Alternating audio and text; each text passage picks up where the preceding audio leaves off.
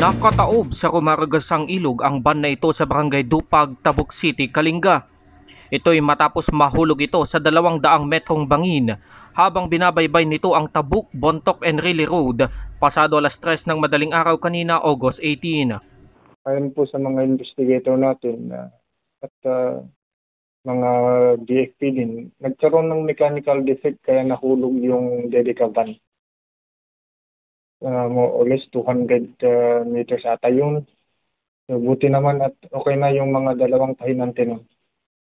Base sa investigasyon ng mga pulis, galing ang van sa Pinukpok, Kalinga at papunta ito sa Ilocos Sur nang bigla itong mawalan ng preno habang umaakyat sa matarik na bahagi ng kalsada.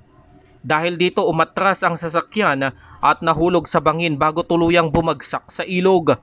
Sugatan ng driver ng van na si Jari Mayon, 44 anyos, residente ng Ilocos Sur, at pahinante nitong si Cesar Marquez, 19 anyos, na mula sa Pinukpok, Kalinga. Kargado umano ng mga tiles ang van at posibleng dahil sa bigat kaya't hindi nito nakayang umakyat sa kalsada. Kagad namang nagsagawa ng rescue operation ng mga otoridad at maswerteng nailigtas ang dalawang sakay ng van. Nasa mabuting lagay na ang dalawa habang nagpapagaling pa sa pagamutan. Cesar Galasi, RNG News.